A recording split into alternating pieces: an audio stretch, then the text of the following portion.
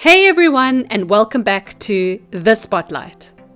Today we are going to be talking about 5 times Ellen DeGeneres almost kicked guests off her show. Number 5, Jessica Simpson. There are some moments in life that are so awkward that you just can't stand them and cringe just at the thought of them. That is the best way to describe Jessica Simpson's latest interview with Ellen DeGeneres. Hey, Jessica. Very exciting. It's very exciting to I'm have... not pregnant on your show. Are you sure you're not pregnant? I heard that Yes, you were pregnant. I am. Oh, gosh. No. You're not we pregnant. got an IUD. Nothing is going to get in that uterus. Okay. Simpson was on the daytime talk show to chat about her new fashion line and her upcoming music, but instead, well, it immediately got off to a weird start. Ellen DeGeneres started the interview by asking right away if Simpson was pregnant, because the last 2 times she was on the show, she was. The mother of 2 was quick to say she wasn't, explaining that she had an IUD. Soon, Jessica Simpson was talking about her daughter's mermaid-themed birthday party, where women dressed as mermaids had to be carried to the bathroom because they can't pee on my children in the pool. No, women handlers. No, they had to be carried if they had to pee. Right. Because they can't pee on my children. Right, but they were woman hand. Yeah, man hand. Because they're literally like in the pool the whole time with the kids trying to teach them how to be mermaids. Right. Then she had trouble remembering how long exactly she and her husband Eric Johnson have been together. 7 years, she thinks. All while she was saying this, Ellen just stood there with an awkward smile. Oh, that's a long time. I don't know if I've ever had a 7-year relationship. So, other than with a woman, but no, not that kind, No, I mean. Throughout the interview, Simpson didn't really elaborate on her answer, which meant DeGeneres had to do a lot of the work. Well, come to today, it turns out that Jessica Simpson did admit that she was drunk on that interview, which explains the weird answers. But if you are like me, yeah, you probably already knew that. I always had a glitter cup, and it was always filled to the rim with alcohol. Wow. I honestly couldn't even tell you who got them ready. I was just dazed and confused, and I just wanted to go to sleep. Number 4, David Arquette.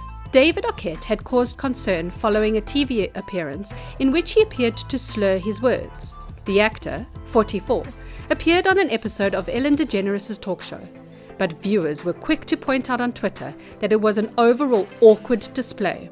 we're back with David Arquette and Wanda Sykes, and we're going to play one of our favorite games around here. It's called Never Have I Ever. Here we go with the first question. I'll play along. Never have I ever hooked up in a bathroom at a party. No?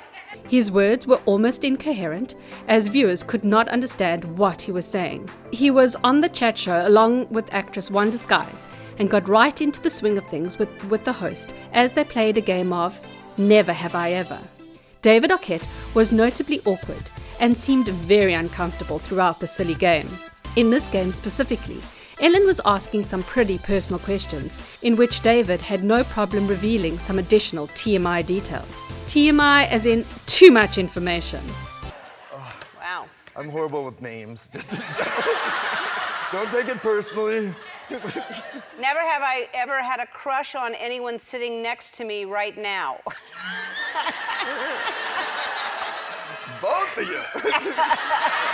The self-confessed recovering alcoholic admitted last year that he unfortunately had a relapse following the birth of his son with wife Christina McLarty. On the show, he giggled throughout the TV bit and mumbled through his answers and responses to his co-stars. Never have I ever forgotten the name of the person I was fooling around with. Wow. I'm horrible with names. Just don't take it personally.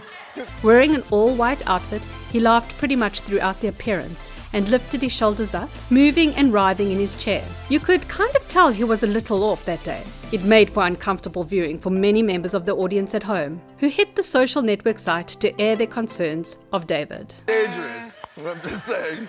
Yeah. Chafing. What? Let's cut that part. Should we do that? No, we're not cutting that Oh, part. please. People need to be, it's an educational show. Number 3, Kim Burrell. Kim Burrell never actually appeared on Ellen DeGeneres' show as anticipated. Want to know why? Well, it is because Ellen kicked her off before she even got on the show. Kim Burrell, a religious person, and we all know Ellen is an atheist. It seemed that it wasn't the differences that sparked the feud, but the comments that Kim Burrell made about Ellen. The talk show host issued that statement after Burrell refused to apologize for her sermon on homosexuality. To every person that is dealing with the homosexual spirit that has it, I love you because God loves you, but God hates the sin in you and me. Anything that is against the nature of God. I'm called to do what God called me to do. Apparently, she had said some things that Ellen took offense to. And yep, she got booted off the guest list. Thing that is supporting gay, I never said LGBT last night. I said SIN. And whatever falls under sin was preached. Now what was posted was not all I preached too. The gospel singer was scheduled to perform a song for the film Hidden Figures alongside Pharrell Williams on the show. This was before a tape of Burrell preaching at the Love and Liberty Fellowship Church was circulated online. That perverted homosexual spirit is a spirit of delusion and confusion, and it has deceived many men and women. And it's caused a stain on the body of Christ. You are one that will shake your face in another woman's breast. You are perverted. In her message, Burrell referred to the perverted homosexual spirit and the spirit of delusion and confusion, saying that it had deceived many men and women. For someone like Ellen, you can expect that this probably wouldn't go so well with her. Number 2, the thief on the show. If you ever are lucky enough to be an audience member on Ellen, then you should expect some hidden cameras as they actually make you sign to consent to being photographed while on the show. These cameras were used to great effect when one of the fans failed to comply with Ellen's simple rule: only take one item. So before the show, I put out some Ellen products with a sign that said only one per person, and I just wanted to see how honest my audience was, you know? It's really tough to, because, you know, nobody's watching, you don't think. But we set up hidden cameras just to make sure. DeGeneres had set up a table of free swag outside the studio with a sign that told visitors, one item per person.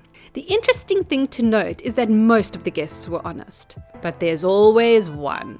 The cameras revealed Nancy, a woman in a mustard yellow top who came back more than once for different items. She even went as far as swapping out one extra item for a different item.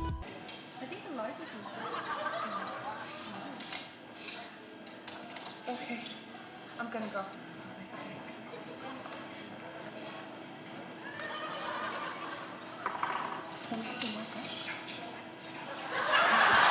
When a friend that she was with called her out on it, she told her to shut up.